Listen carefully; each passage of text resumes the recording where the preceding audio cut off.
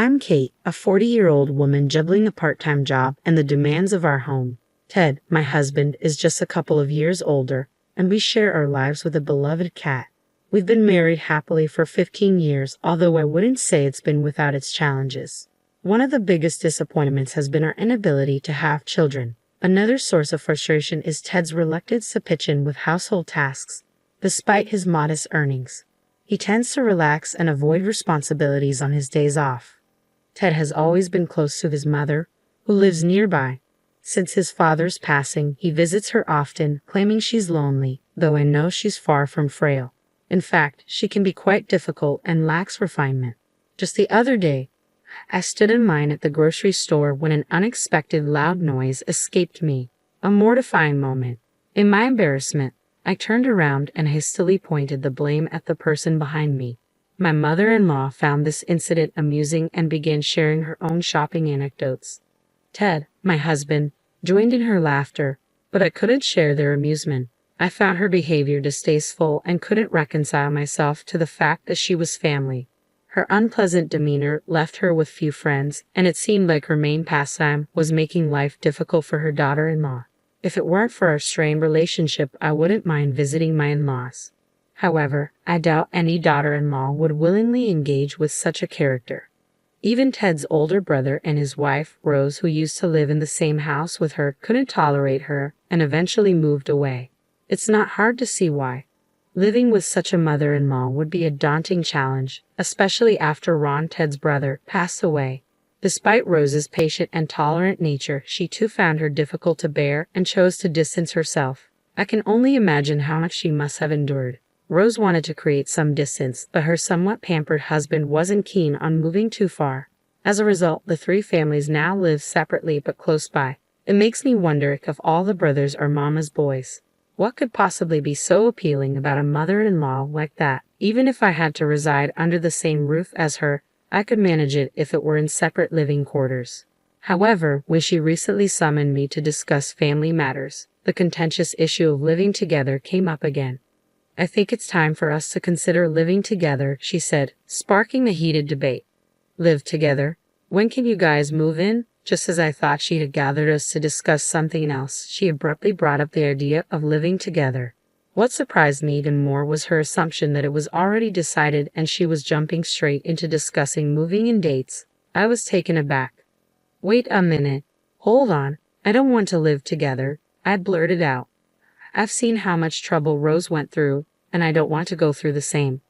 I'm not asking you, I'm asking Ted, she retorted sharply, brushing aside my clear refusal to consider living together. My objection seemed entirely disregarded, despite the fact that I would be directly affected by such a decision. Well, I don't mind living together, Ted chimed in unexpectedly. And when it comes to taking care of Mom in the future, it would be easier for Kate if we're all under one roof, wouldn't it? I couldn't believe Ted had agreed to this so readily, assuming I would take on the caregiving responsibilities in the future. Take care of you. Are you serious? I exclaimed, incredulous. After all the difficulties you've caused Rose and me. Her expression soured at my response. Oh dear, that sounds rather harsh. I was just offering some guidance as your elder in matters of health and family. Education. Is she really the one to talk about education? I mused silently. Regardless, I have no intention of living together or taking care of you. If you insist, I will file for divorce, I stated firmly, startling Ted. Whoa, wait, divorce over this? Ted reacted, clearly flustered. Considering divorce over being coerced into living together and caregiving without regard for my feelings is not unreasonable, I asserted. I have a job and stable income, so I'll manage just fine even if we separate. Ted was left momentarily speechless. Well, if Kate truly doesn't want to, then I suppose we'll have to ask your brother and Rose to return, she interjected, causing Rose to panic. Oh, I can't live with my mother-in-law again. It would be detrimental to my mental health. Absolutely not, Rose exclaimed, clearly distressed. However, this time her husband attempted to soothe her. Calm down, Rose. Mom may have been tough on you in the past, but it was out of concern for you. She regrets it now, he reasoned. Regret? I haven't seen any signs of regret from her at all. Rose retorted, clearly unconvinced. Yeah, you never argue back no matter what I say, so it's not much fun for me either. It's tough when a daughter-in-law is as straightforward as Kate, but it's also difficult when she doesn't express her thoughts, her brother-in-law added unexpectedly. Rose was left speechless at his unexpected remark. Standing beside her, I too was taken aback and rendered speechless. Rose had always been a homemaker. If you divorce, you'll struggle financially right away. Kate works diligently. Unlike you, remarked the brother-in-law, prompting the mother-in-law to chime in. It's true, Rose. If you continue to be selfish, your husband might leave you. When a woman lacks good looks and a good figure, she ends up alone on the streets. I couldn't believe the mother-in-law's lack of remorse. She seemed to be escalating further. Rose used to be so pretty when she was young. Now she's gained quite a bit of weight, she continued, seemingly oblivious to her hurtful words. I wondered where this conversation was heading. Did you hear about those big deals? The zoo deals? I'm interested, I murmured, trying to change the subject. But the brother-in-law burst into laughter. Oh, that's terrible. Are you comparing me to a seal? Rose choked back tears as she spoke. I felt flustered, wanting to comfort her, but the mother-in-law and the brother-in-law continued their insensitive banter. No, it's just a misunderstanding. I was talking about the upcoming event at the zoo, right, brother-in-law? The mother-in-law interjected hastily. Seals wave their flippers and go ho-ho, don't they? Ho-ho, it's a spot-on imitation. To my disbelief, the brother-in-law and mother-in-law began imitating a seal, flapping their hands at their sides. Stop it, please. Are you both out of your minds? I exclaimed, shocked by their behavior. Rose couldn't hold back her tears and stormed out of the house. I hurried after her, chastising the mother-in-law. How can you both be so thoughtless and disrespectful? It's no wonder Rose and I refuse to live with you. Ted interjected angrily. You act all high and mighty because you work, but you're just another woman trying to make it on her own. You'll end up on the streets like Rose. Don't think of threatening divorce. You'll regret it. His words stung deeply. While I was in a more stable position than Rose, I couldn't easily dismiss the idea of divorce either. I absolutely refused to live together, I declared firmly before storming out of my in-laws' house. My priority was finding Rose and offering her comfort. After searching through town, I spotted Rose walking slowly. Rose. Kate. Rose turned, her tear-streaked face showing her distress. I managed to calm her down and led her into a nearby cafe. I can't take it anymore. I've always been bullied by my mother-in-law, and Ted never supports me. I sympathize with her. Yeah, both brother-in-law and Ted are such mama's boys, Rose sighed in agreement. It's not just the bullying from my mother-in-law. I can't tolerate his cheating anymore. And even worse, my mother-in-law is helping him cheat, Rose suddenly confided, catching me off guard. Wait, hold on. Brother-in-law is cheating, and your mother-in-law is in on it? How did this happen? I asked, stunned by the revelation. He's been seeing someone else for a while now. He claims he's visiting his mom, but he's actually out with his mistress. His mother covers for him, creating excuses and lying to cover his tracks, Rose explained tearfully, pouring out her emotions. Oh! My heart went out to Rose. She was not only enduring mistreatment from her mother-in-law, but also betrayal from her husband. It was a heartbreaking situation for her. I understand why you're upset. It's heartbreaking, but why endure it? You don't have to put up with this, I said, hoping to console Rose. But instead of finding solace, Rose looked at me with a puzzled expression. Why endure it?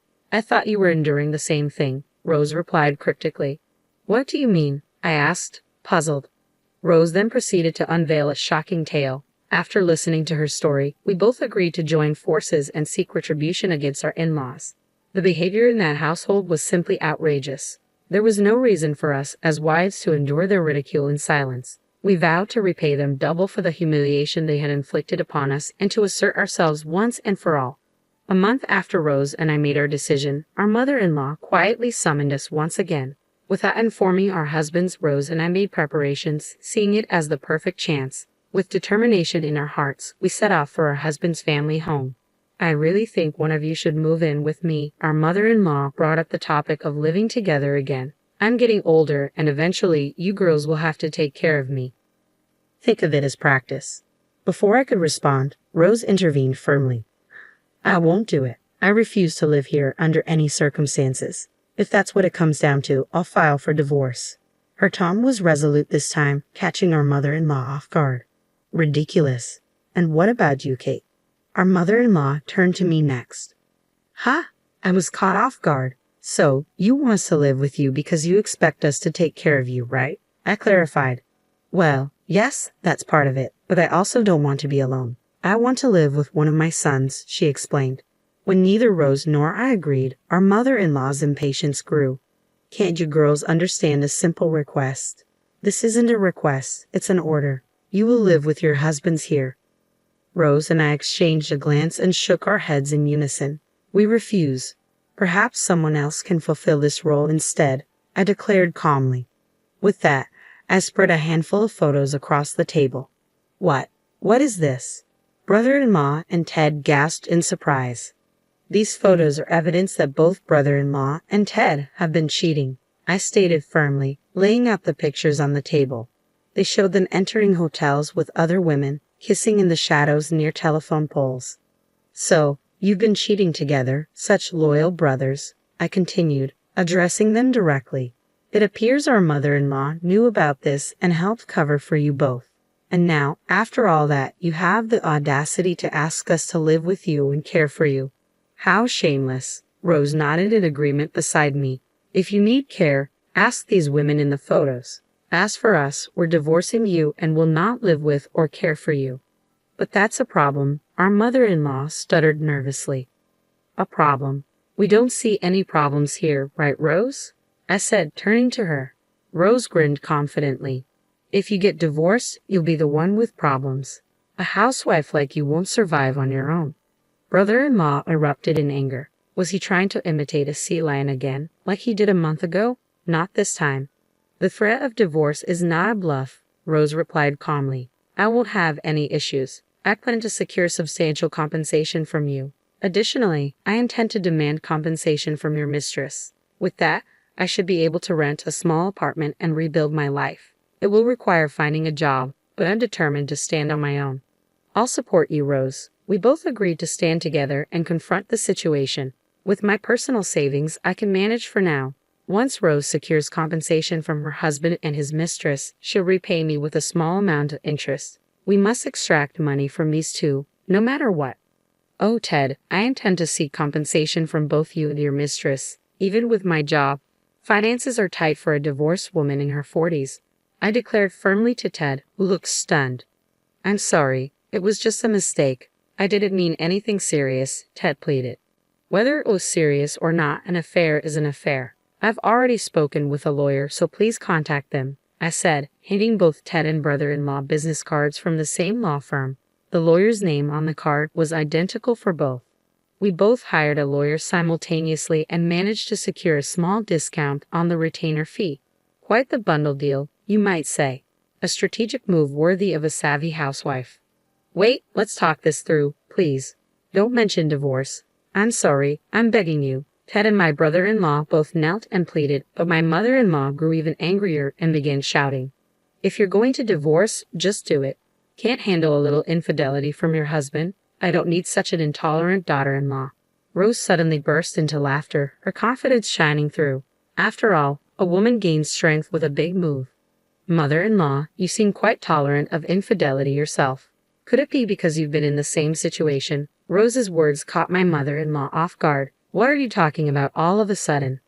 Didn't you have an affair back in the day? That's what the neighbors said, with a part-time student from Ted's swim club. What's going on with your family's DNA? I know your late husband was diligent, but where did you hear such nonsense? Maybe you should ask around, I retorted, puzzled by my mother-in-law's accusation. Well, we'll be packing our things now, Rose and I announced in unison, standing up with bright smiles. Enjoy your time. Following that, Rose and I returned to our respective homes, gathered our pre-packed belongings, and departed. We had already secured an apartment, where we met up later. Despite numerous calls from Ted and my brother-in-law, we ignored them all, leaving everything to our lawyer. Eventually, our dual divorces were finalized and we received our alimony. My mother-in-law's plan to have her daughters-in-law care for her failed, leaving her to rely on her two sons. Evidently, a dispute arose between my brother-in-law and Ted over who would take care of her. Come back, it was my fault. Let's start over. I'll be waiting for you at the restaurant where we used to go on dates." Every night, emails like these from my brother-in-law and Ted kept popping up on Rose's and my phones. After work, we would read them, share a drink, and laugh about our ex-spouses. "Hey, Rose, you remember which restaurant he's talking about?" I asked one evening. "I'm not sure. The restaurant where we used to go has been torn down. I wonder where he's waiting," Rose replied thoughtfully. It was just Rose, myself, and our cat now. After Rose found a job, she moved out of the apartment we had escaped from together, away from that toxic family. Despite living separately, we remained close, supporting each other as friends. As I stroked my beloved cat and sipped my coffee, I savored the peace of my new life.